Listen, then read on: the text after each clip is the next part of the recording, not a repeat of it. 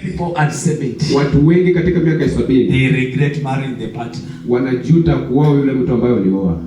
Many people regret. Watu wengi hujuta. Many people had big visions. Watu wengi walikuwa na maono makubwa. Big dreams. Walikuwa na ndoto kubwa. And they died the moment they married. Lakini ilikufa wakati tu walioa. They died. Ilikufa. And when they married, na walipooa, they tried to do it. Walijaribu kuifanya. To follow their vision. Kufuata maono yao. To fulfill their dreams. Ili kwamba waikamilishe. But that marriage could not allow. Lakini ndoa haingeruhusu. So the vision died. Kwa hivyo maono yale yalikufa. Many marriages have killed visions. Ndoa nyingi zimeua maono. If you are a young man here, don't rush to marriage. Kama uko hapa kijana, usikimbie kuoa. Don't marry when you are still young. Usikimbie kuoa kama wewe bado. And when you are 22, don't let anyone force you to marry. Ukiwa na miaka 22 mtu asikulazimishe. Marry when you are ready. Oa kama uko tayari. But not when you have to. Lakini si kwamba umepaswa uoe. No, when you are ready. Oa kama uko tayari. And when are you ready? Utakuwaje tayari? When you know what you are supposed to do. Wakati umejua kila ambacho unapaswa kufanya. Then look for someone who can help you do it. Hapo hivyo tafuta mtu ambaye atakusaidia kukikamilisha. Or else, la sivyo, you will not be successful. Hautafanikiwa.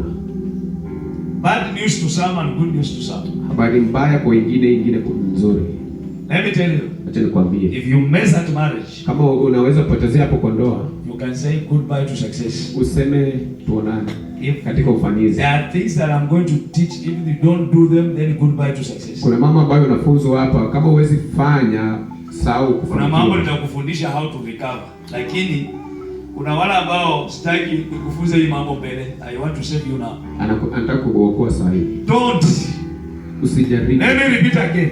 Anarudia. If you mess with marriage, ukipotezea hapo kwa ndoa, you can say goodbye to your dreams. Unaweza sema tuonane. There is a woman you will marry and you never fulfill your dreams. Kuna mwanamke ambaye utamuoa na hutaikamilisha maono yako. There is a man you will marry and you will never fulfill your dreams. Kuna mwanaume atakuoa na hutaikamilisha ndoto zako. This is not something like I'm just saying. This is a fact. Hii si kwamba anasema tu, lakini ni kweli. You believe it, you don't believe it, it will happen. Amini usiamini, itafanyika.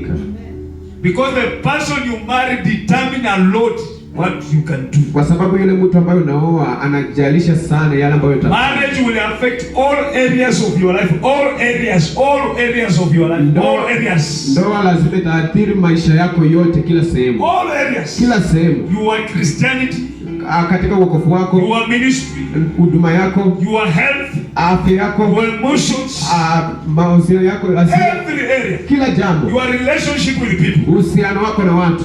Marriage will affect it. Ndoa lazima iathiri. So you must be careful who you marry. Kwa hivyo lazima uwe makini yule ambaye unaoa. You have to be careful. Lazima uwe makini. Every pastor who is doing well, kila mchungaji ambaye anafanya vizuri, as God called them, jinsi Mungu aliwaita, they married right. Wameoa vizuri.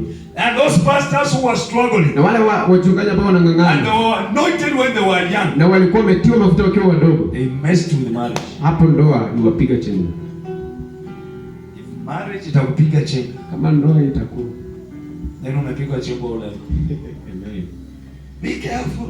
Uwe makini. I repeat again, be careful. Uwe makini, narudia. Be careful. Uwe makini. Many people are regretting. Be careful. Wanajuta. Uwe makini. Marriage will either, if it's right, it will catapult you to your dreams. Ndoa ikiwa nzuri itakusukuma katika ufanisi. Marriage is key to your success. Ndoa ni funguo ama ni jambo la maana sana. And the Bible says if you get a good wife, Biblia inasema ukipata mwanamke mwema, you have favor. Umepata kibali. You can fulfill everything. Unaweza kumaliza mambo yote. If you marry a right man, ukioa mwanaume mwema, he will bring the best out of you. Atafufua kila ambacho kiko ndani yako. All your dreams will come to pass. Ndoto zako zote zitakamilika. He will bring the best. Atatoa kile ubora wako that is in you, ambao uko ndani yako. The Bible says replenish the earth. Biblia inasema kwamba tuijaze nchi, ifanye upya. So one of the responsibility of Adam was to replenish the earth. Cultivate. He said cultivate the garden. Kwamba ukuze. So cultivate meaning bring the best out. Kwamba utoe ubora wake. So man can bring the best out of a woman. Kwa hivyo mwanaume anaweza toa ubora wa mwanamke. If you marry a right man, ukioa mwanaume ambaye ni your gifts, vipawa vyako will come out. Itatokea. whatever that you have that is good, chochote ambacho uko nacho ambacho ni kizuri, it will blossom. kitajipuka. But if you marry a wrong man, Lakini ukiwa mwanaume mbaya, he will kill them. ataziua. Even your ministry will die.